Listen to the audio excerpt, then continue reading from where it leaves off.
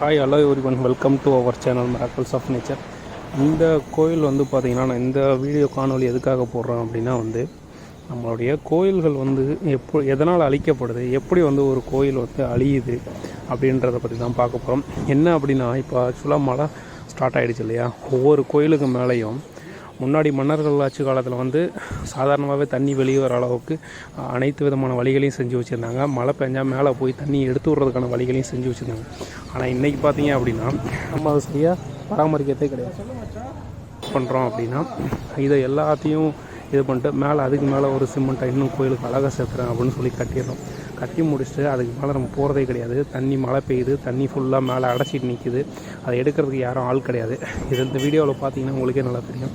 அது என்ன பண்ணுது, காலப்போக்கில் அப்படியே ஊறி மேலே அவங்க ஒரு பில்லர் மாதிரி கொடுத்துருப்பாங்க இல்லைங்களா, எப்படி சொல்கிறது, கடுக்காய் அந்த மாதிரி முக்கியமான பொருட்களை வச்சு கட்டியிருப்பாங்க இல்லைங்களா. அது தண்ணியில் ஊறாத வரைக்கும் தான் ஸ்ட்ராங்காக இருக்கும். தண்ணியில் ஊறிடுச்சு அப்படின்னா என்ன ஆகும் அப்படின்னா, ஆட்டோமேட்டிக்காக அதில் இருக்கிற அந்த கெட்டித்தன்மை போய் ஆட்டோமேட்டிக்காக இடிய ஆரம்பிக்கும். இதுதான் இன்றைக்கி இருக்கிற எல்லா கோயில்களும், மேக்ஸிமம் நிறையா கோயில்கள் இப்படி தான் இடிய ஆரம்பிக்குது. எவ்வளவு பெரிய கோபுரமாக இருந்தாலும் சரி, அந்த கோபுரத்தில் பார்த்திங்கன்னா ஒரு சின்ன ஆலமரமோ அரச மரமோ ஏதோ ஒரு மரத்துடைய விதைகள் அப்படியே படுறது. அதை எடுக்கிறது கூட நம்ம இதில் ஆள் இல்லை அப்படின்றத நிதர்சனமான உண்மை.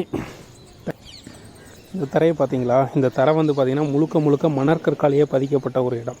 இந்த கற்கள்லாம் இப்போ இருக்கிற கற்கள் கிடையாதுங்க. 1000 வருடங்களுக்கு முன்னாடி இருந்த கற்கள் அப்போயே பதிச்சு வச்சுருக்காங்க, மன்னர்கள் காலத்திலே பதிச்சு வச்சுருக்காங்க. ஆனால் இன்றைக்கி இதை கூட சுத்தம் பண்ணுறதுக்கு நம்மக்கிட்ட ஃபண்டு இல்லையா, இல்லை ஆள் இல்லையா அப்படின்றது தெரியல. இந்து கோயில்களுக்கு எவ்வளோ வருமானம் வருது அப்படின்றது உங்களுக்கு தெரியும், என்ன ஆகுதுன்றதும் தெரியல. ஸோ இதை பற்றின கமெண்ட்ஸை கீழே தெரிவிங்க. தேங்க்யூ.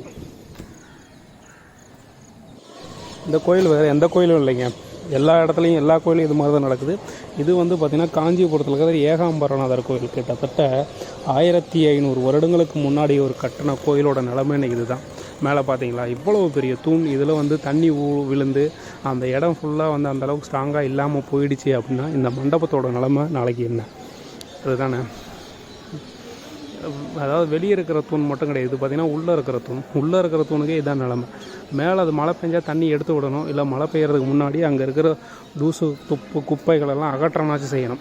எதுவும் பண்ணாமல் எப்படி இதை பார்த்தீங்களா, இது ஒரு பில்லர் பார்த்திங்கன்னா செவுத்தில் தண்ணி வழிஞ்சு எப்படி வெள்ளை கலராக இருக்குதுன்னா கீழே கரண்ட் பாக்ஸ்.